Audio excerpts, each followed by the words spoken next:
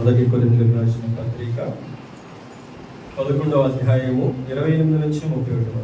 కాబట్టి ప్రతి మనుషుడు తను తాను పరీక్షించుకొనవలెను, అలాగూ చేసి ఆ రొట్టెను తిని ఆ పాత్రలోనిది త్రాగవలెను.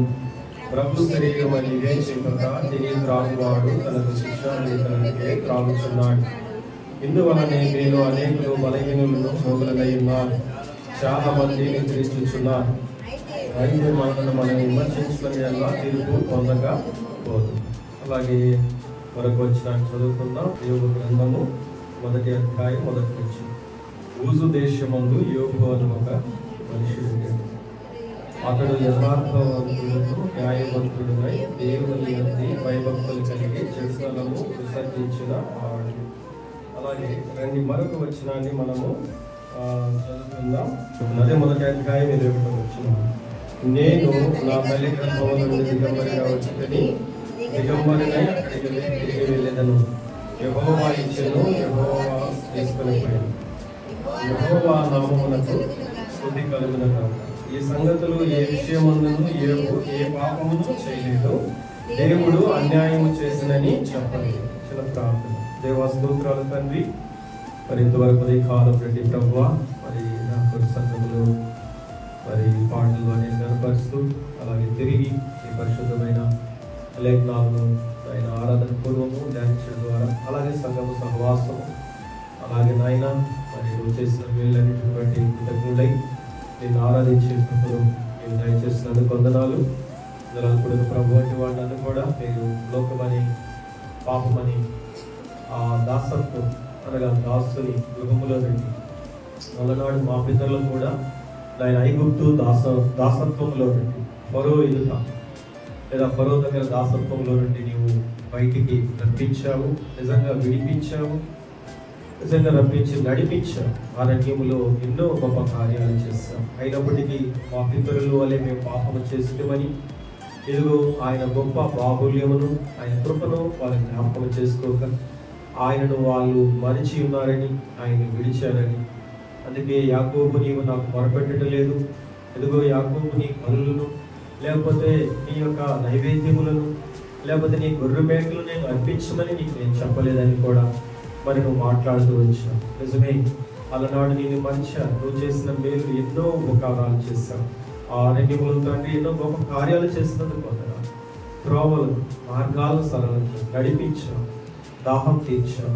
నిజంగా తండ్రి అంతేకాదు ఆయన ఆహారం ఇచ్చాం, మంచి దేశంలో ఉంచాం.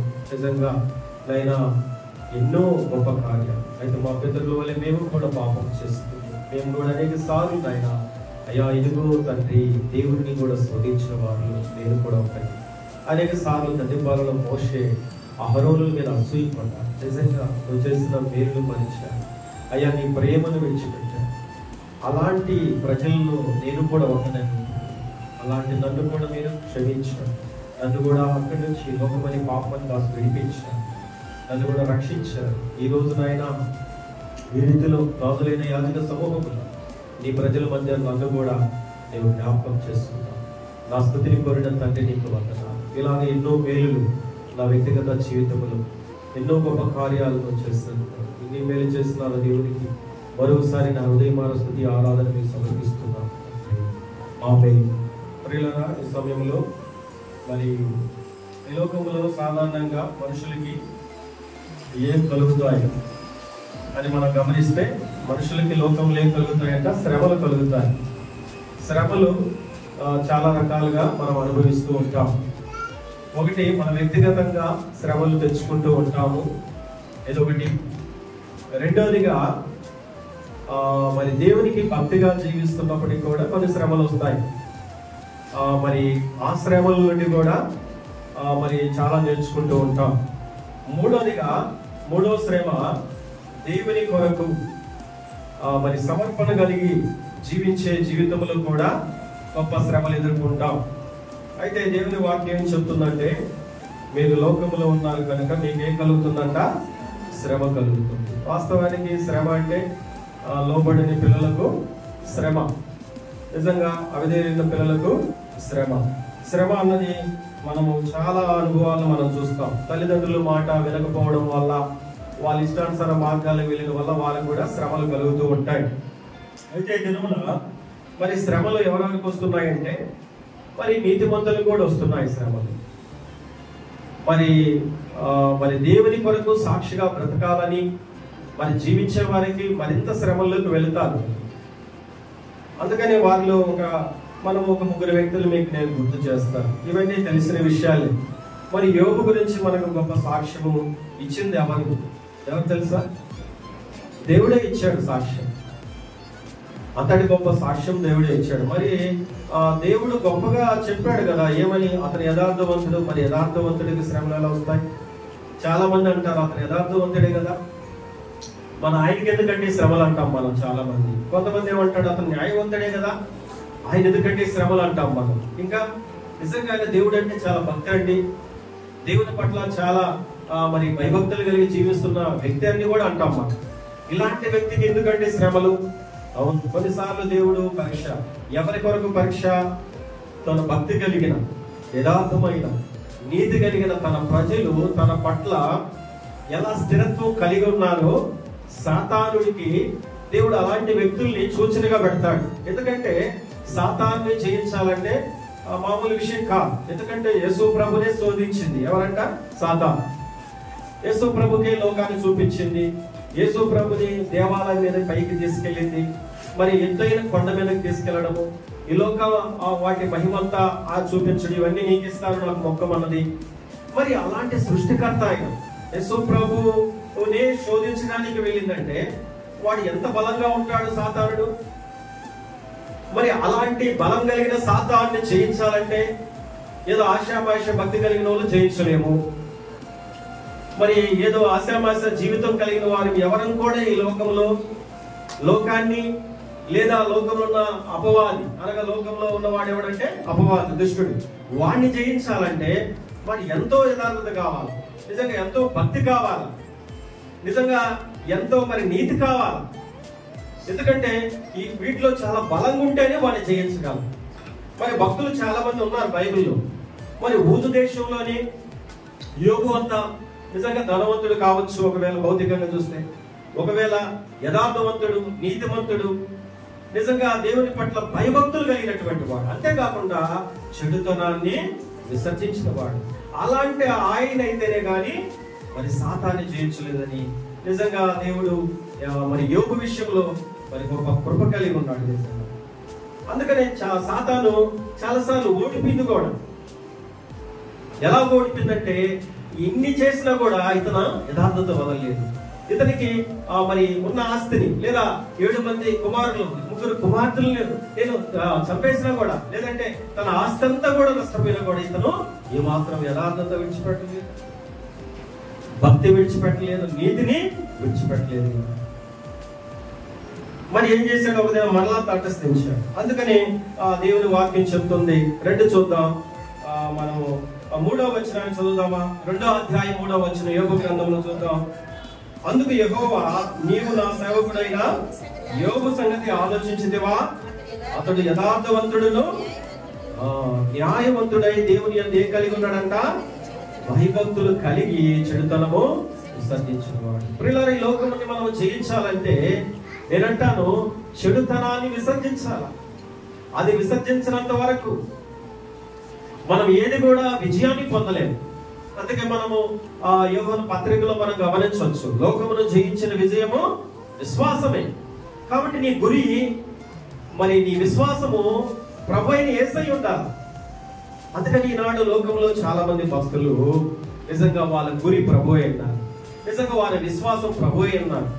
అందుకని వారు యేసు వైపు చూచుచు పందెములో ఓపికతో పరిగెత్తుతూ ఉన్నారు. అందుకే మన పితరులు, మన భక్తులు అబ్రహాము మరి యేసు దేవుని వైపు చూశాడు, ఆయన గొప్ప నిరీక్షణ కలిగి ఉన్నాడు.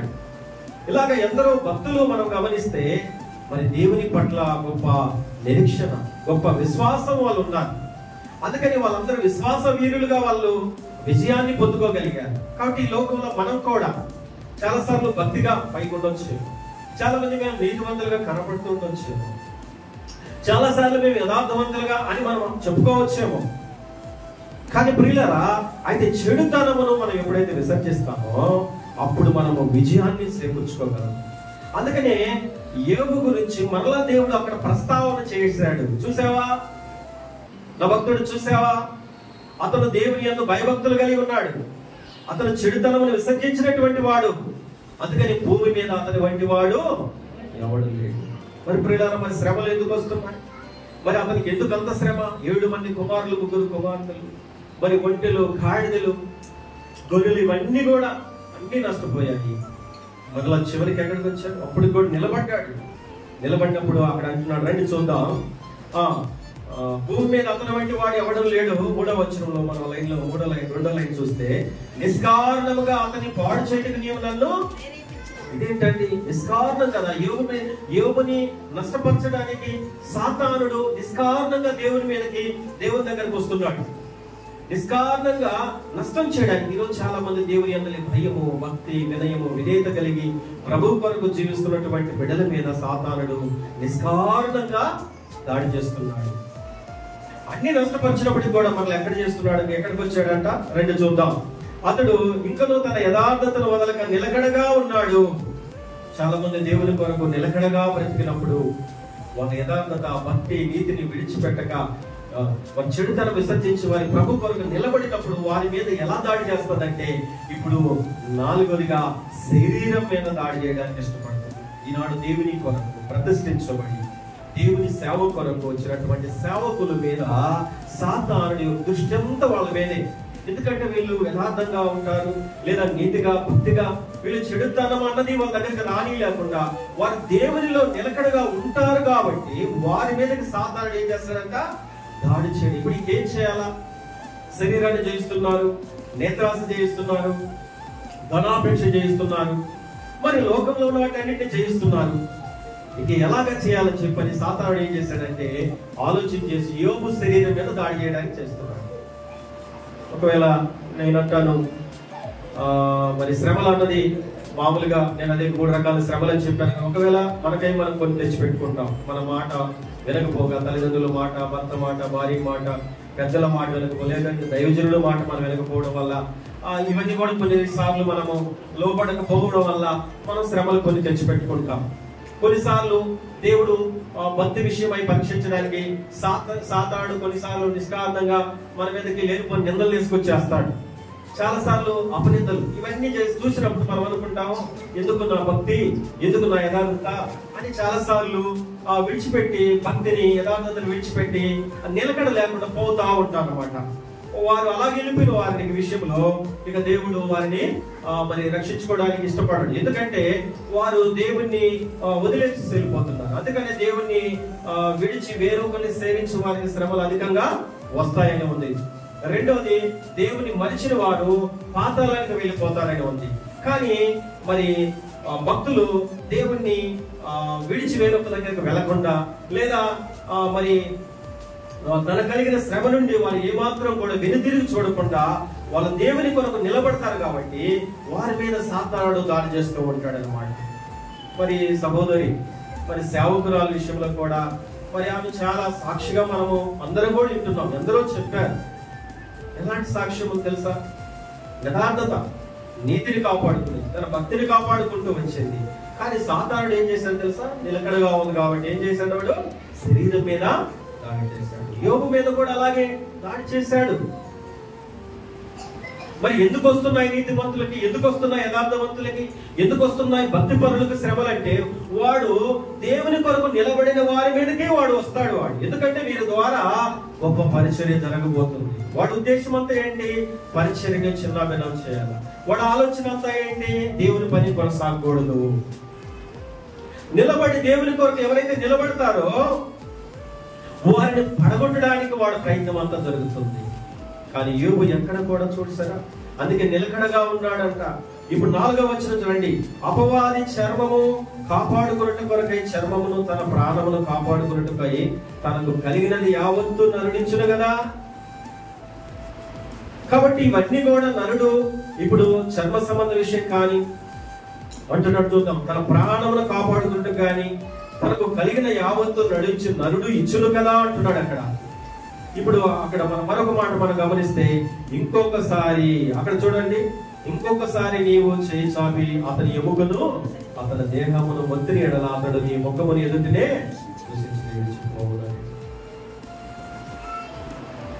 కానీ యోబు విషయంలో నిలకడగా ఉన్నాడు. అందుకే ఆయన అన్నాడు నిలకడగా ఉన్నాడు. రెండోది ఆయన అంట విడిచిపెట్టలేదంట. దేనిని? తన భక్తిని, తన నీతిని, తన యథార్థతను, తన ఎముకల మీదకి, తన దేహం మీదకి వాడు ఏం తీసుకొచ్చాడు? కురుపులు తీసుకొచ్చాడు. అనేకమైన, నిజంగా చెప్పాలంటే అరికాలం నడినంత వరకు బాధగల కురుపులు, బాధగల యోగ విషయంలో మనం ఎంత గమనించి నిజంగా యోగ గురించి చదువుతున్నామో, మన యొక్క మరి సేవకురాల విషయంలో ఆమె ఎంతగా బాధ పొందిందో మీ అందరికీ తెలుసు. కళ్ళెదురుగా మరి నేను హాస్పిటల్లో చూశాను, మీరు చూశాను. ఎంత వేదన. చాలా మంది మనం అనుకుంటాం సేవకురాలకి ఎందుకు ఇంత బాధ, మరి దేవుని కొరకు ఇంతగా మరి భక్తి కలిగిన వాళ్ళకి ఎందుకంటే, అవునండి, దేవుడు మనం చివరి వరకు, అందుకే అంతవరకు సహించబడిన వాడు రక్షణ పొందను, మరణం వరకు నమ్మకముగా జీవకిరీటం. మరణం వరకు దేవుడు మనల్ని పరీక్షిస్తాడు. కొంతవరకు అంతం మన జీవితం వరకు, లేదా ప్రభు వచ్చే వరకు మనల్ని, మన సహనాన్ని కోల్పోతామా? ఎక్కడైనా న్యాయం చూస్తాం. ఏవులు ఎక్కడ కూడా కోల్పోలేరు. పిల్లలు నిలబడ్డాడు. ఆ భయంకరమైనటువంటి బాధ దాసరాల విషయంలో చివరి దినాల్లో కూడా భయంకరమైన మరి శ్రమల ఉంటాం. దాసరాలు నిజంగా దేవుని ఎక్కడ కూడా ఎదుకాడలేదు. ఎక్కడ కూడా తన నోట నా దేవుడు నన్ను ఎందుకు శిక్షిస్తున్నాడు అన్ని కూడా మరి సేవకురాల మాట వినలేదు. ఎక్కడ కూడా నా ఆరోగ్యం బాగుండాలని ప్రార్థించమని కూడా ఇది కాదు. నిజంగా ప్రార్థన చేయండి అన్నది.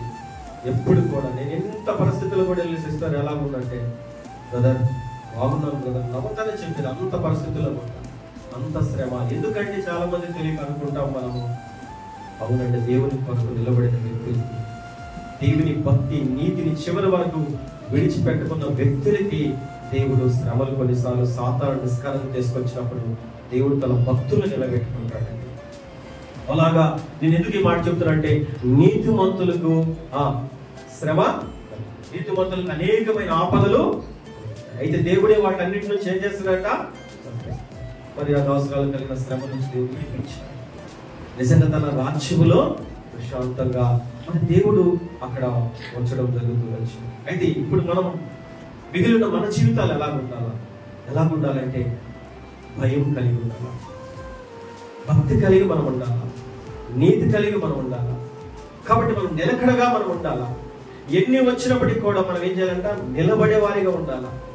ఎట్టి పరిస్థితుల్లో విడిచిపెట్టకూడదు. అందుకని మరి మనం గమనించితే ఇక మరి నిష్కారణంగా మరి యోసేపు మీద కూడా పోతీఫర్ భార్య అన్యాయంగా అబద్ధం చెప్పింది కదండి.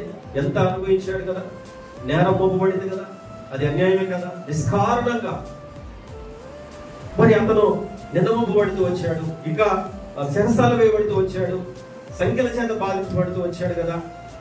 నిజంగా ఎంత వేదన పొంది అయితే నిలకడగా ఉన్నాడు కాబట్టి నిజంగా ఫరో ఎదుటికి దేవుడు మరి అతను తీసుకెళ్లడం జరిగింది. ఒక గొప్ప ప్రధానమంత్రిగా చేయడం జరిగింది.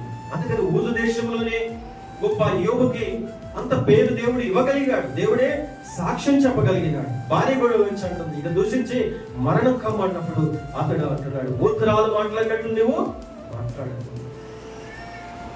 మనం దేవుని వల్లనే మేలు అనుభవించున్నాం, కీడు అనుభవించకూడదా? ఈ సంగతులు ఏ విషయం అందులో యోగు ఏమంటున్నాడు, నోటి మాటతో ఆయన పాపం చేయలేదండి.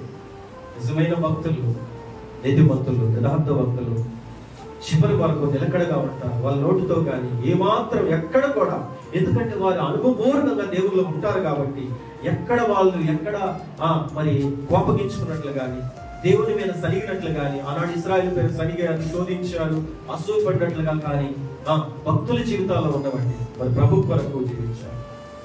అలాగే ఎక్కడ కూడా మరి యోసేపు కూడా ఎక్కడ కూడా సనగలేదు, ఎక్కడ కూడా ఆమె నేరం మోపలేదు, ఆమె నన్ను ఇలాగ ఎక్కడ మౌనంగా ఉన్నాడండి. అందుకని దేవుడు శరసాల చేత బాధించడం, నిందలు మోపబడ్డట్టుకి ఒక గొప్ప స్థానంలోకి దేవుడు అలాగే తన భక్తులను భక్తురాలను, తన సేవకులను ప్రభు కొరకు దేవుడు నిలబెట్టుకొని వారి దేవుని రాజ్యములో ఈలోక గొప్పతనం పరలోక రాజ్యంలో నేను అనేకులు చూసినట్లుగా నిజంగా కొన్నేళ్ళ దేవుడు అంటాడు కదా, నిజంగా కొన్నేళ్ళు భక్తిపరుడైనాడు, తన కుటుంబంతో భక్తి కలిగి ఉన్నాడు, ఎక్కడ తను చేసిన ధర్మకార్యం తన రహస్యమందు ప్రార్థనలో దేవుడు చూశాడు.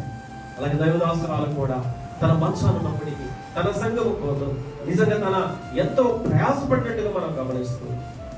ఎందుకంటే సంఘం ఏమైపోతుందో, మరి నిలబడుతున్న తన దాసుడికి నా సత్కారం ఏమవుతుందని చెప్పని ఎంతో ఆవేదనలో అన్నిటికీ కూడా తట్టుకొని నిలబడి, నేనైతే నా మటుకు ప్రార్థన ఏమని చేసేవాడినంటే, ప్రభువా నీ దాసుడికి సహాయకుడిగా నీ ఉంచాలా, పాపం ఉంది సంఘం ఉంది, ఇదే నా ప్రార్థన. ఎందుకంటే ప్రభు పిలిస్తే ఎప్పుడైనా, ఎందుకంటే యథార్థవంతులు నీతివంతులు దేవుడు రాజ్యాన్ని సంపాదించుకున్నదా ఎప్పుడైనా వెళ్ళిపోవచ్చు. కానీ ప్రియులారా ఆవేదన నాలో ఉండేది. అయితే దేవుని చిత్తము, ఒకవేళ ఆయనకి ఇష్టము కాబట్టి మరి గత 7వ తారీఖున ప్రభు పిలుపునందుకొని దేవుని రాజ్యాన్ని ఇచ్చేది. అయితే ఆమె మాదిరికరంగా వచ్చిపోయింది. మంచిదే, మనం సేవకురాలు ప్రేమించాం, ఆమె సాక్ష్యాలు విన్నాం, మరి ఆమె చేసిన సేవను మనం కూడా గుర్తుపెట్టుకోవాలన్నది నా ఆశ. అదే భక్తి, అదే యథార్థత, అదే నీతిని మనం ఎన్ని శ్రమలు వచ్చినా ఏమాత్రము మనం ఏం చేయాలంట, విడిచిపెట్టకూడదు. భక్తి నిలకడగా ఉండాలంట. నోటితో కూడా ఎక్కడ కూడా ఈ పాపం చేసినట్లు యోగు విషయంలో, అస్త్రాల విషయంలో కూడా అలాగే చివరి వరకు అంతటి శ్రమ, మరి అలాగే శ్రమ పొందినట్టు. మరి ఇంకా ఎంతమంది యేసు ప్రభు కూడా ఈ లోకానికి వచ్చినప్పుడు ఒక మాట చదువుతాను, నేను ముందుకెళ్తాం. మొదటి పేతురు 4వ అధ్యాయంలో కూడా 1వ వచనం, క్రీస్తు శరీరమందు శ్రమ పడిన కనుక మీరు అట్టి మనసు ధరించుకోవాలి. అవును ప్రియులారా, మనకు కూడా ఎన్నో శ్రమలు, అంటే భౌతికమైన శ్రమలు, ఆర్థికమైన విషయం కావచ్చు, ఒకవేళ భార్య భర్తను, లేదా తల్లిదండ్రులు పిల్లలు లేదు అన్నారని శ్రమ, లేకపోతే పిల్లలు తల్లిదండ్రులు లేదు, ఈ చిన్నపాటి పై శ్రమలు మనకు ఎన్నో వస్తుంటాయి. కానీ దేవుని కొరకు శ్రమ పడాలి. నేను లోకం కోసం అంటే నా భార్య కొరకు, నా బిడ్డల కొరకు, లేకపోతే నేను చేసే ఉద్యోగము, నా వ్యవసాయం కొరకు నేను కష్టపడుతున్నానండి, నేను శ్రమ పడుతున్నాను, అది కాదు. దేవుని ప్రజలకు, దేవుని కొరకు నువ్వు ఎంత శ్రమ పడుతున్నావు, దేవుని సంఘానికి ఎంతవరకు నువ్వు శ్రమ పడుతున్నావు, దేవుని పరిచర్యలో నువ్వు ఎంతవరకు నువ్వు శ్రమ పడుతున్నావు అన్నది నువ్వు జ్ఞాపకం చేసుకోవాలి. దేవుని కొరకే శ్రమ. నిజంగా యేసుక్రీస్తు వారు కూడా ఆయన శరీరం అందు మన కొరకు ఎంతో శ్రమ పడ్డాడు కదా, ఆయన బాధించబడిన వాడిగా ఉన్నాడు. మొత్తం ఇవన్నీ ఎవరి కొరకు? మన కొరకే కదా. ఈరోజు సంఘం కొరకు మనం ఎందుకు శ్రమ పడాలా? సంఘం పట్ల మనందరికీ బాధ్యత ఉండాలా, మనందరం కలిసి ఐక్యతగా మనం ఉండాలా. ఈ సంఘంలో మరి దేవుని ప్రజల కొరకు మన వంతు భారంగా ప్రార్థించే వారిగా ఉండాలా. ఎవరైతే దేవుని మందిరానికి రాలేకపోయారో వారి కొరకు మనము మరింత ప్రార్థనలో వారి కొరకు ప్రయాసపడే వారిగా ఉండాలా. నీ వంతు నీకు శ్రమ పడేది ఉండాలా. ఏదో నీ కొరకు, నీ వ్యక్తిగతంగా, నీ కుటుంబం కొరకు నువ్వు శ్రమ పడేది కాదు, కానీ నీవు యేసుక్రీస్తు రక్తంతో కొనబడిన నీవు, ఆయన సంఘములో అంగముగా నీవు ఉన్న నీవు, ఆయన సంఘము కొరకు నువ్వు ప్రయాసపడుతున్నావా? ఎందుకంటే క్రీస్తు మన కొరకు ఆయన శ్రమ పడ్డాడు. అట్టి మనసును మనం ఏం చేయాలంట? ఆయుధంగా ధరించుకోవాలంటున్నాడు. రండి చదువుదాం త్వరగా. అట్టి మనసు ఆయన ధరించుకుని శరీర విషయంలో శ్రమ పడిన వాడు శరీరమందు జీవించి మిగిలిన కాలం ఇక మీదట మనుజ ఆశలను, నీకున్న మనిషి ఈలోక సంబంధమైన ఆశలు అన్నింటినీ కూడా ఏం చేయాలంట? అనుసరించి నడుచుకోవద్దు. ఇప్పటి వరకు నీ వ్యక్తిగతంగా, నీ కుటుంబ పరంగా నీకు వచ్చిన శ్రమల విషయంలో నువ్వు ఇంతవరకు నడిచావేమో. శరీరంలో జీవించే మిగిలిన జీవితము దేవుని కొరకు. ఎందుకంటే మన పితరులు, భక్తులు మన కొరకు మాదిరికరంగా పరిశుద్ధమైన గ్రంథములు ఎన్నో ఇచ్చారు. ఇదిగో దైవదాసురాలు మరి స్థానిక సంఘంలో దైవదాసురాలు మనకు ఒక మాదిరికరంగా ఎంతో శ్రమలు అనుకుంటా ఆ ముందుకు వెళ్ళింది. భక్తి విడిచిపెట్టలేదు, యథార్థతను విడిచిపెట్టలేదు, నీతిని విడిచిపెట్టలేదు. చివరి వరకు దేవుని ఎక్కడ కూడా దేవుడు నాకు ఎందుకు ఇంత శ్రమ పెట్టినావన్నది కూడా ఆమె ఎక్కడ కూడా అనలేదు. యోబు గురించి చదివాము, మనం చూడలేదు. కానీ ఇక్కడ దాసురాల విషయంలో ఇక్కడ అందరూ కూడా ఎరిగి ఉన్నారు, ఇక్కడ అందరం కూడా ఎరిగి ఉన్నారు. అయితే మంచిది, ఆమెను మనం ప్రేమిస్తున్నాం. మనం నిజంగా ఆ మాటలు నిజంగా వినగలిగి ఉంటే అవి మనం అనుసరిద్దాం.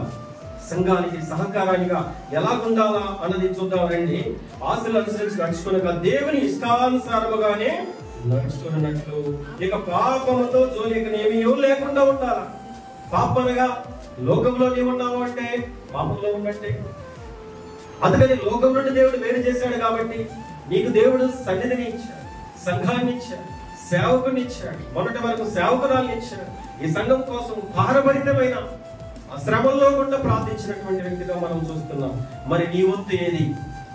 నీవు కూడా ఈ లోకంలో ఉన్నంత వరకు, ఈ సంఘంలో ఉన్నంత వరకు, ఈ భూమి మీద ఉన్నంత వరకు, నీకు అప్పచెప్పబడిన పరిచర్యలో, ప్రార్థనలో, మరి దేవుని యొక్క సహదాసునితో నీ వంతు నువ్వేం చేయాలా? దేవుని కొరకు శ్రమించాలా, దేవుని పని కొరకును శ్రమించాలా. అందుకే అంటున్నాడు, మనం ఇంకా పోకిరి శాస్త్రాలకు సంబంధం ఉన్నాయా? వాటిని విడిచిపెట్టండి. ఇంకా దురాశలు ఉన్నాయా లోకంలో? వాటిని విడిచిపెట్టి రండి అంటున్నాడు. ఇంకా ఏంటంట?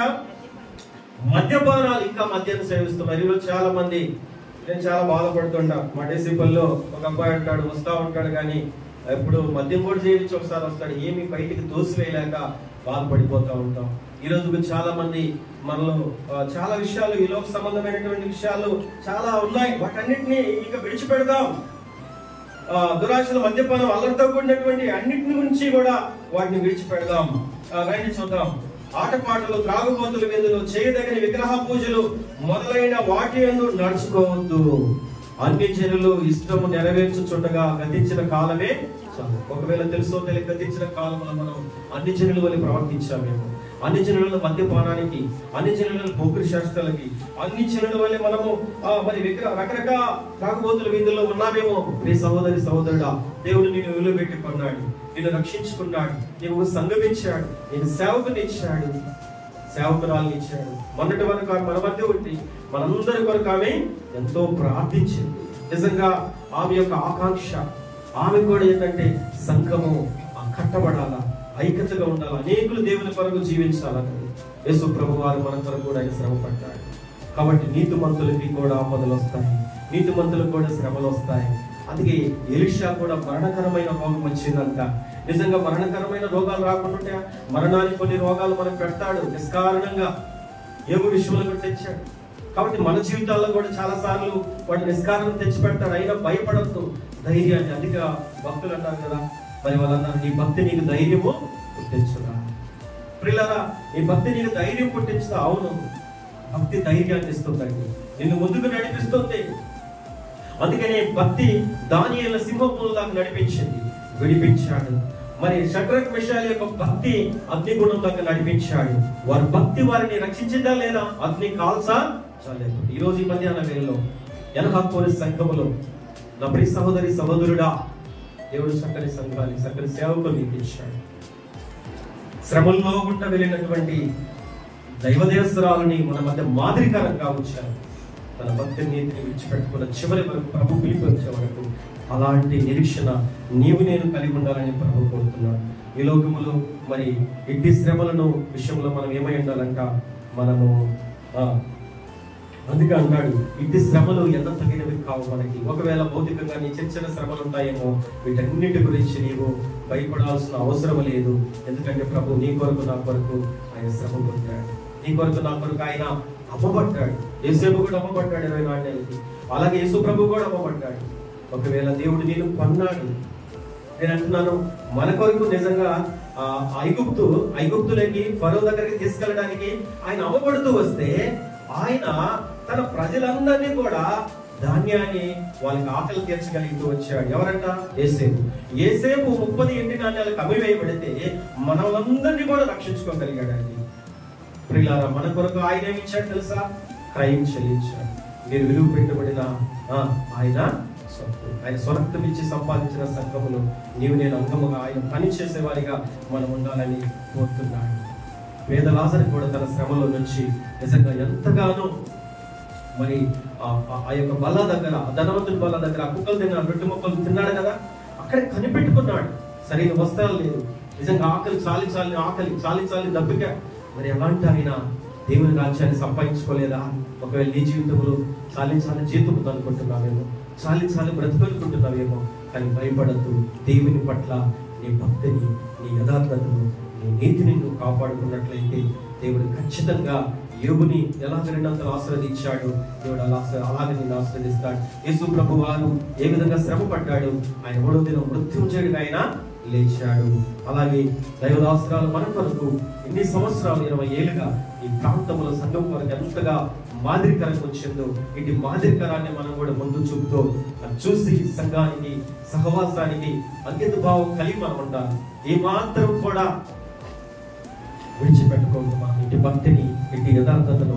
ఆయన నిలకడగా ఉన్నాడు. ఏ మాత్రం నోటి మాటతో కూడా పాపం మన జీవితాలకు కూడా ఎన్నో శ్రమలు వస్తాయి.